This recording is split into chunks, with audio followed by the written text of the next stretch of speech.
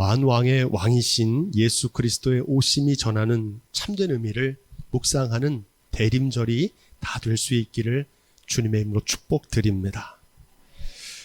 특별히 오늘 예배하는 저와 여러분 가운데 평화의 왕으로 오신 예수 그리스도의 평화가 함께 하시기를 주님의 이름으로 축원합니다. 안타깝게도 지난 한 주간 대한민국의 국민들은 평화롭지 못했습니다. 대부분의 국민들이 충격과 공포 가운데 염려와 불안 속에서 한 주간을 보냈을 것입니다. 어처구니 없는 비상계엄령이 선포되어 국회에 총을 들고 계엄군이 난입하는 초유의 사태가 벌어졌기 때문입니다. 똑같은 시대에 같은 일을 경험했지만 아마도 정치적인 견해에 따라서 이 사건을 바라보는 입장이 서로 다를 겁니다. 저는 오늘 강단에서 정치 이야기를 하려는 게 아닙니다. 하나님의 말씀을 오늘 우리의 삶 가운데 어떻게 적용하며 실천해야 되는가, 그 차원에서 오늘 우리의 삶에 관한 이야기를 나누려고 하니까 오해가 없으시기를 바랍니다. 어떤 분들은 이 사건을 북한 공산 세력의 위협으로부터 자유 대한민국을 수호하고 국민의 자유와 행복을 약탈하는 파렴치한 반국가 세력들을 일거에 척결하고 자유헌정 질서를 지키기 위한 국정의 최고 책임자인 대통령의 절박함에서 나온 일이다, 이렇게 생각하는 분도 계실 겁니다. 하지만 이와 달리 어떤 분들은 헌법을 수호해야 될 대통령이 자신의 권력을 유지하기 위해서 불법적이고 위법적인 친위 쿠데타를 벌여서 국헌을 유린하고 국민들을 향해 총구를 겨눈 민주주의를 파괴한 내란이다, 이렇게 생각하는 분도 계실 겁니다. 제3자의 입장에서 객관적으로 이 사건을 어떻게 보는지 해외 언론들의 평가로 대신하고자 합니다. 해외 언론들은 이 사건에 대해서 불법적인 오판이고 뻔뻔한 쿠데타고 정치적인 자폭행위고 자기 발을 쏜 것이고 국제적인 안보 위기를 일으키는 어리석은 행동이라고 평가하고 있습니다. 이 사건을 어떻게 해결해야 되느냐에 대한 해법도 다릅니다.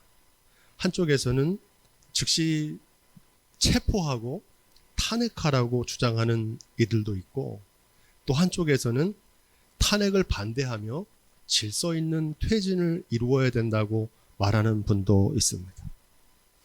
여러분들은 어떤 입장이십니까? 여러분들의 생각과 판단은 자유입니다.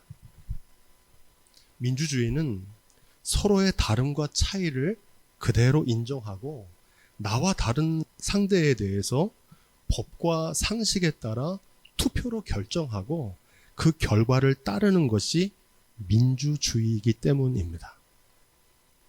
이와 달리 나와 다른 상대를 무력으로 제압하고 폭력으로 억압하는 것은 독재입니다. 이번 사건은 역사를 거꾸로 돌리는 일입니다. 국민이 선출한 대통령이 자유민주주의 질서를 파괴하고 무너뜨린 부끄러운 역사로 기록될 것입니다. 향후의 일이 어떻게 될까요? 어둠은 빛을 이긴 적이 없습니다. 국민을 이길 수 없습니다.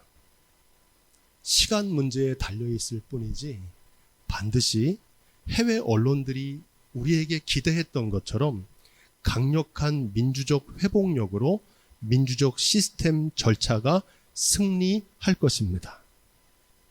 다만 한 가지 기도 제목이 있습니다.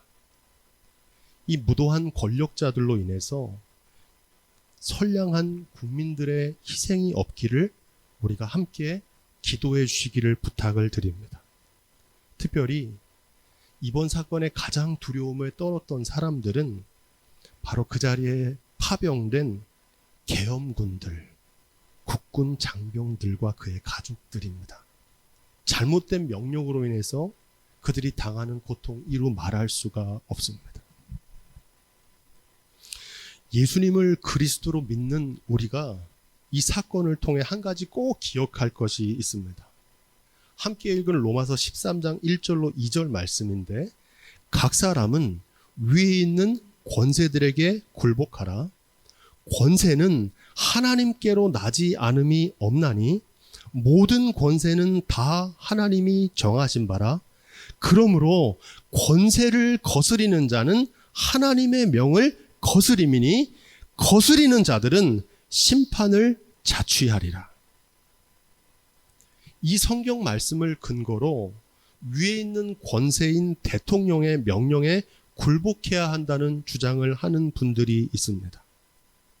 하나님이 주신 권세인 대통령을 탄핵하거나 하면 안 된다는 주장입니다. 성경도 모르고 민주주의도 모르는 이들이 하는 엉터리 해석입니다. 대한민국의 헌법 제1조는 대한민국은 민주공화국이다. 여기서 민주라는 말은 독재가 아니라는 것이고, 공화국이란 말은 왕이 다스리는 왕정국가가 아니라는 뜻입니다. 대한민국의 모든 권력은 국민으로부터 나온다. 위에 있는 권세는 누구입니까? 위에 있는 권세는 대통령이 아닙니다. 위에 있는 권세는 그 대통령을 선출한 국민입니다. 국민의 주권은 하나님이 정하신 바라는 겁니다. 국민의 주권을 거스리는 자는 하나님의 명을 거스리는 것입니다. 국민의 주권을 거스리는 자는 하나님의 준엄한 심판을 면치 못할 것이다. 이 말씀은 이렇게 해석되어야 합니다. 이것이 성경에 대한 정확하고 올바른 해석입니다. 저는 이 말씀이 대한민국에서 속히 이루어지기를 기도합니다. 이번 사건을 바라보면서 이 불법적이고 위헌적인 계엄령 가운데 대통령의 명령을 거부하고 국민의 안전과 생명을 지켜준 군인들에게 너무 고마운 마음이 들었습니다. 또한 계엄군이 국회에 들어오는 가운데도 당당하게 두려워하지 않고 국민 주권을 수호하기 위해서 나섰던 시민들의 모습에 참으로 깊은 감동을 받았습니다. 이와 달리 위에 있는 권세인 국민들을 멸시하고 국민들 바보 취급하는 겁니다. 그들을 위협하며 손바닥에다가 왕자를 쓰고 왕으로 스스로 자신을 착각하는 대통령은 하루속히 내려와야 됩니다. 하나님 나라의 주권은 국민에게 있는 것이 아닙니다. 교회의 머리는 오직 예수 그리스도 한 분뿐이신 줄로 믿습니다. 우리가 섬기는 위에 있는 권세는 예수 그리스도 한 분뿐이십니다. 예수 그리스도가 다스리는 교회, 예수 그리스도가 다스리는 삶, 예수 그리스도가 다스리는 나라가 되기를 기도하시기를 주님의 이름으로 부탁을 드립니다. 그런 의미에서 오늘 마태복음 2장 1절로 2절 말씀을 함께 읽어보겠습니다. 시작. 헤로드 왕 때에 예수께서 유대 베들레헴에서 나심에 동방으로부터 박사들이 예루살렘에 이르러 말하되 유대인의 왕으로 나시니가 어디 계시뇨? 우리가 동방에서 그의 별을 보고 그에게 경배하러 왔노라 하니. 이 동방 박사들은 별을 관측하는 점성술사들인데 한마디로 이방인들입니다. 이와 달리 유대인들은 택하심을 받은 족속이고 모세의 율법을 받은 거룩한 백성들입니다. 이 이방인들은 별을 보고 예수 그리스도를 경배하러 왔는데 당시의 왕이었던 헤롯과 온 예루살렘은 왕이 오셨다는 소식을 듣고 기뻐한 게 아니라 소동했다고 말합니다. 메시지 성경은 이 대목을 이렇게 번역합니다. 헤롯은 잔뜩 겁이 났다. 헤롯 왕만이 아니라 온 예루살렘이 발칵 뒤집혔다. 왜 그랬을까요? 진짜가 나타났기 때문입니다. 진짜 왕이 나타났다는 소식을 듣자 가짜 왕들은 지금까지 자신들이 왕 노릇하며 살았는데 더 이상 왕 노릇하지 못하게 될 것을 두려워했기 때문입니다. 왕이 오셨다는 것은 하나님의 통치를 기다리던 사람들에게는 기쁨의 소식이지만 스스로 왕 노릇하던 가짜 왕들에게는 두려운 소식이 되기 때문입니다. 주님의 재림도 이와 같습니다. 예수 그리스도께서 다시 오셔서 세상을 심판하신다는 것은 어떤 사람에게는 곧 오셔서 주님 이 땅에 오셔서 우리를 다스려 주옵소서 소망의 소식이 되지만 스스로 왕노릇하던 사람에게는 주님의 심판과 재림은 오지 않기를 바라는 사건과 같습니다. 그런 의미에서 우리 4절 말씀도 함께 읽겠습니다. 왕이 모든 대제사장과 백성의 서기관들을 모아 그리스도가 어디서 나겠느뇨 물으니 가로되 유대 베들레헴이오니 이는 선지자로 6절도 이렇게 있습니다. 기록된 바 또 유대 땅 베들레헴아 너는 유대 고을 중에 가장 작지 아니하도다. 내게서 한 다스리는 자가 나와서 내 백성 이스라엘의 목자가 되리라 하였음이니이다. 당시의 대제사장과 서기관은 종교 지도자들이자 동시에 정치 지도자들이었습니다. 그들은 선지자 미가의 예언을 통해서 그리스도 예수가 오실 것이고 그분이 어디서 나실 것이란 사실까지 알고 있었습니다. 그럼에도 불구하고 왕을 기다리지 않았고 영접하지도 않았다는 겁니다. 가짜 왕이었던 헤롯에게 충성하며 로마 제국의 빌부터 살고 있었던 겁니다. 사사기 25장 25절 마지막 절은 사사기가 실패의 역사가 된 이유를 이렇게 기록합니다. 우리 따라해 보겠습니다. 그때에 이스라엘에 왕이 없으므로 사람이 각각 그 소견에 오른 대로 행하였더라. 아멘. 가나안 땅에서 그들이 실패했던 이유는 하나라는 겁니다. 이스라엘의 영원한 왕이신 하나님이신데 그 왕이 없는 것처럼 하나님을 왕으로 섬기지 않았다는 겁니다. 그 후에 벌어진 이스라엘 역사는 한마디로 반역의 역사입니다. 왕 되신 하나님을 섬기지 않고 스스로 왕노릇하던 왕들에 의해서 하나님의 통치가 유린된 것을 기록하는 것이 이스라엘의 역사입니다. 이 말씀은 오늘날에도 진리입니다. 왕이신 예수 그리스도께서 2000년 전에 이 땅에 오셨지만 여전히 각각 자기 소견에 옳은 대로 살아가기 때문입니다. 성경이 말하는 죄는 살인이나 도둑질, 거짓말이 전부가 아닙니다. 각각 자기 소견에 옳은 대로 사는 것이 죄입니다. 내 욕심, 나의 이기심, 나의 판단과 생각을 쫓아 사는 게 죄입니다. 그럼 의는 무엇입니까?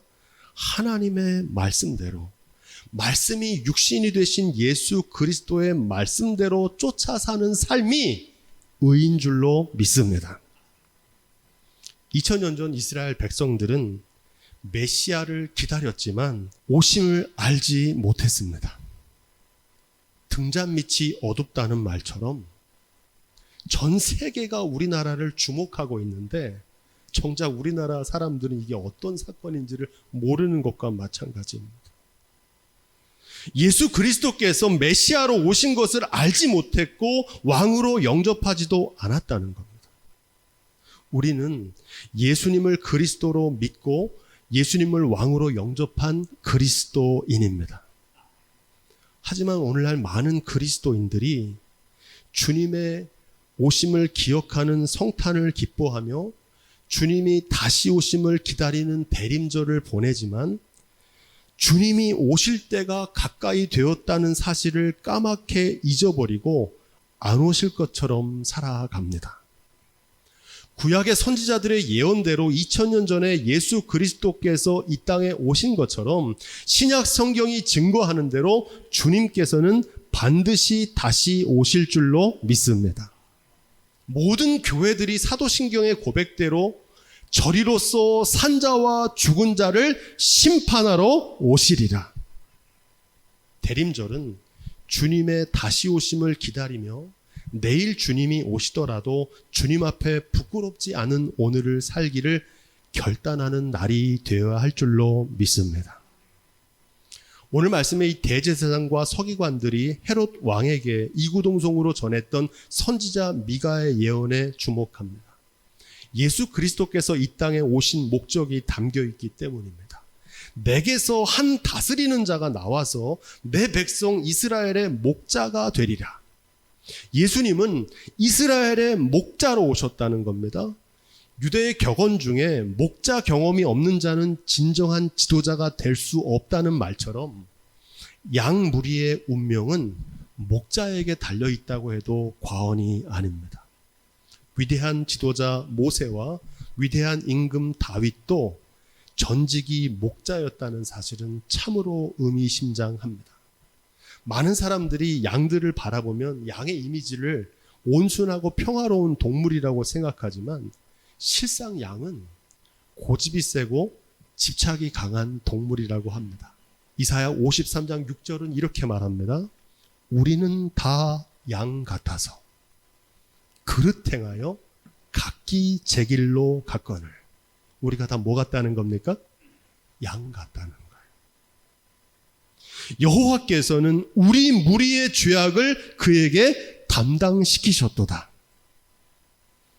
그리스도인이 된다는 것은 예수님을 나의 삶의 목자로 모셔드리는 것입니다. 이전까지는 내 멋대로 상황 따라 형편 따라 살았던 삶을 청산하고 목자이신 주님의 음성을 듣고 주님을 따라 사는 삶입니다. 대림절은 선한 목자 되신 주님의 음성을 따르는 삶, 주님이 이끄시는 삶을 살기로 결단하는 시간이 되어야 할 줄로 믿습니다. 7절로 8절 말씀 우리 계속해서 읽겠습니다. 이에 헤롯이 가만히 박사들을 불러 별이 나타난 때를 자세히 묻고 베들레헴으로 보내며 이르되 가서 아기에 대하여 자세히 알아보고 찾거든 내게 고하여 나도 가서 그에게 경배하게 하라. 지금 헤롯 왕은 거짓말을 하고 있는 겁니다. 그 아이를 찾아서 나한테 얘기하면 내가 그에게 경배하겠다는 겁니다. 헤롯의 진짜 숨은 목적은 16절에 나옵니다.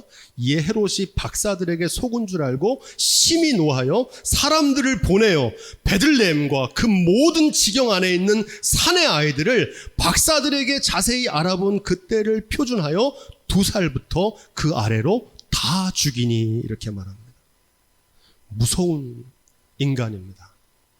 왕이 될 아기를 찾아 죽이기 위해서 그 당시에 있었던 어린아이들을 학살하는 일을 저질렀던 겁니다. 이 세상에 있는 왕들이 사용하는 전략입니다. 여러분, 가짜 왕들이 하는 말에, 거짓말에 속지 않으시기를 주님의 이름으로 부탁을 드립니다. 그들은 경제나 민심에는 관심이 없습니다. 오직 자기들의 이익과 기득권과 당리당략만을 추구합니다. 그래서 절대 권력을 순순히 내려놓지 않습니다. 자기 유익을 위해서 수많은 아이들, 수많은 사람들이 희생당하고 있다는 사실을 전혀 죄책감을 느끼지 못합니다. 이런 일이 대한민국에서 벌어지지 않기를 위해서 여러분 깨어 기도하시기를 주님의 이름으로 부탁을 드립니다.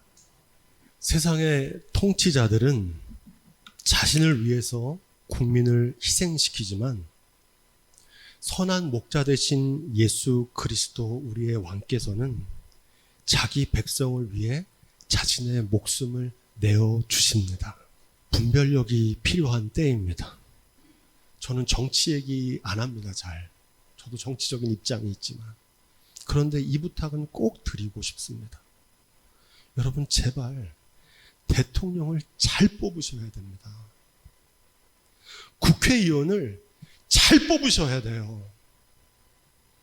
그렇지 않으면 우리의 아이들이 그들로 인해서 고통을 당하고 죽임에 놓일 수 있다는 겁니다. 9절로 10절 말씀, 오늘 마지막 구절입니다. 박사들이 왕의 말을 듣고 갈새 동방에서 보던 그 별이 문득 앞서 인도하여 가다가 악이 있는 곳 위에 머물러 섰는지라 저희가 별을 보고 가장 크게 기뻐하고 기뻐하더라. 아멘. 오늘 시국인 만큼 제가 좀 무거운 말씀을 드렸는데 좀 마음을 가라앉히시고 우리 옆에 분들과 이렇게 인사하겠습니다. 메리 크리스마스. 메리 크리스마스. 메리라는 말의 뜻은 즐겁다는 뜻이고 크라이스트라는 말은 그리스도라는 뜻입니다. 마스라고 하는 단어는 경배한다, 예배한다는 뜻입니다. 오늘날 성탄절에 메리는 있는데 크리스마스는 없습니다. 크리스마스를 즐거워하고 크리스마스 선물, 성탄 축하 발표, 여러 가지 성탄에 대한 즐거움은 있지만 성탄절의 주인공이신 예수 그리스도께 경배하는 사람들은 적기 때문입니다. 여러분 크리스마스의 진정한 기쁨은 무엇입니까? 어두운 세상을 밝히는 빛으로 오신 주님으로 기뻐해야 될 줄로 믿습니다. 거짓과 미움을 몰아낸 사랑의 왕의 오심을 기뻐해야 됩니다.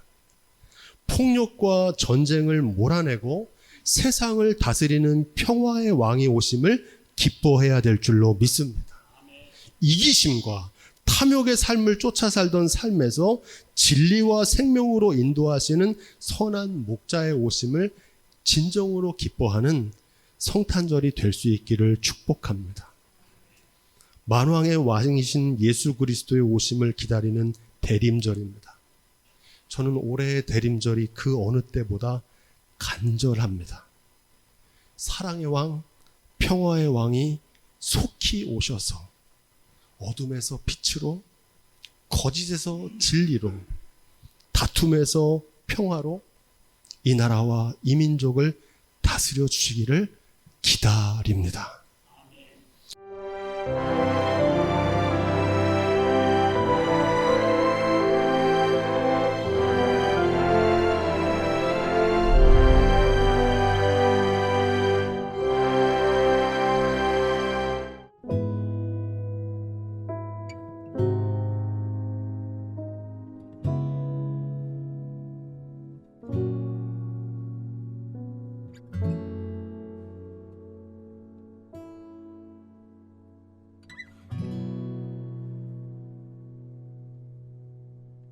나 같은 죄인 살리신 주 은혜 놀라워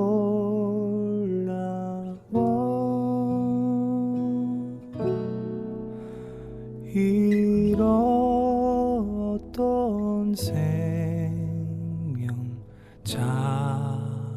찾았고 광명을 얻었네.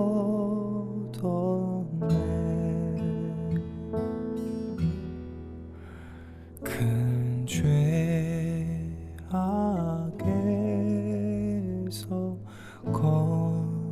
건지신 주 은혜 고마워.